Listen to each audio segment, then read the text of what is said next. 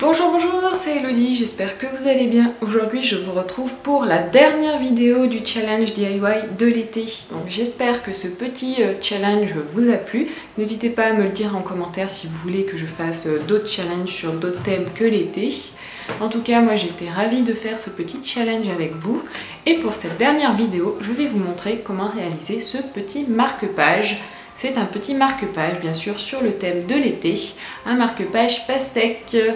Donc j'espère que ce tuto vous plaira et je vous retrouve tout de suite après le tuto. Pour commencer, j'ai découpé la forme d'un marque-page dans du papier aquarellable. Donc moi, c'est le bloc de chez Canson que j'utilise, mais vous pouvez utiliser le papier aquarellable que vous désirez. Je trace ensuite un demi-cercle, donc là je l'ai tracé avec un couvert. Vous pouvez prendre ce que vous voulez, si vous avez un compas, c'est parfait.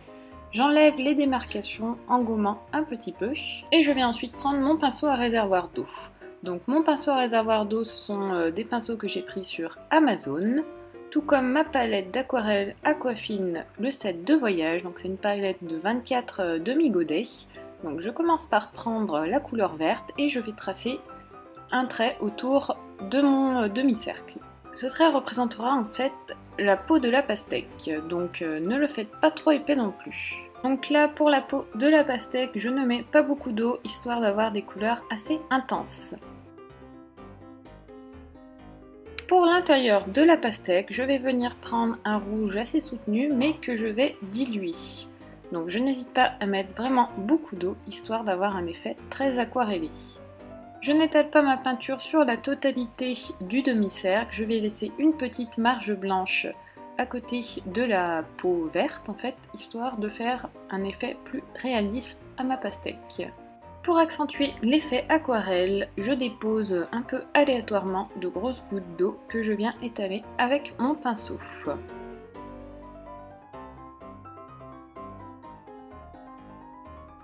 Une fois mon aquarelle sèche, je vais pouvoir venir placer les petits pépins de la pastèque. Donc pour cela, moi j'utilise un stylo à calligraphie, mais vous pouvez utiliser n'importe quel stylo noir, un marqueur noir assez permanent. Donc vérifiez bien sûr avant que votre aquarelle soit totalement sèche si vous ne voulez pas avoir des bavures. Et maintenant, je fais donc des petites gouttes vers le centre, la pointe vers le centre de la pastèque afin de donner l'effet de pépins. Pour le stylo que j'utilise, je l'ai trouvé sur AliExpress, donc il vous suffit de taper stylo à calligraphie et vous pouvez retrouver ce type de stylo. Ce sont des stylos qui vont vraiment très bien. Je les ai présentés aussi dans mon haul AliExpress, dans un de mes hauls AliExpress. Je vous invite d'ailleurs à aller voir la vidéo si vous voulez retrouver le test de ces petits stylos à calligraphie. Je les utilise d'ailleurs très souvent pour mes DIY de calligraphie ou d'aquarelle calligraphie. Donc voilà le résultat une fois l'aquarelle terminée. Donc maintenant ce que je fais, c'est que j'ajoute des petits points en fait sur le bord de la pastèque. Ça permet de rattraper les petites éventuelles erreurs si vous avez fait des taches sur votre papier, et je trouve que ça donne un effet beaucoup plus complet sur votre marque-page. Donc bien sûr j'ai fait l'autre côté du marque-page et voici donc le résultat final une fois tout l'aquarelle sèche. Vous pouvez maintenant vous arrêter là et utiliser votre marque-page tel quel, mais moi je trouvais que le résultat n'était pas assez fini, donc ce que j'ai fait, c'est que j'ai arrondi les bords du marque-page, donc avec un petit stylo. Si vous avez une perforatrice d'angle, c'est l'idéal, mais un petit stylo, un petit ciseau suffit. Je vais ensuite le plastifier. Donc moi, comme je n'ai pas de plastifieuse, ce que j'utilise, c'est du papier à plastifier, du papier pour recouvrir les livres.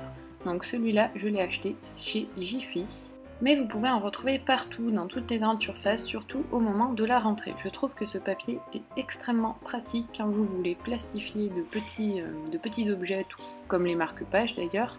Et si vous ne voulez pas investir dans une plastifieuse, je crois que le prix du rouleau c'est à peu près 1 € pour 3 ou 5 mètres, je crois, enfin ça tourne dans ces eaux-là.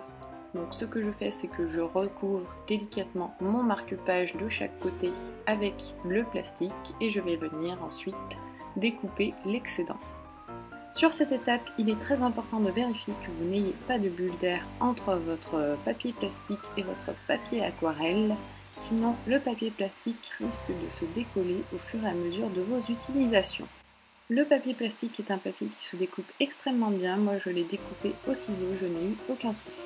Et voici donc le résultat une fois terminé. Il ne vous reste plus qu'à le glisser dans votre livre favori. Et voilà, cette petite série de vidéos challenge DIY de l'été touche à sa fin. J'espère que cela vous aura plu. N'hésitez pas à me le dire en commentaire si c'est le cas. Vous pouvez bien sûr aussi vous abonner et laisser des petits pouces bleus, ça me fait extrêmement plaisir. En tout cas, j'ai été ravie de faire ce petit challenge avec vous. Et quant à moi, je vous dis à très bientôt pour de nouveaux DIY, de nouveaux tutos, de nouvelles présentations, plein de nouvelles choses à découvrir sur la chaîne. Ciao ciao!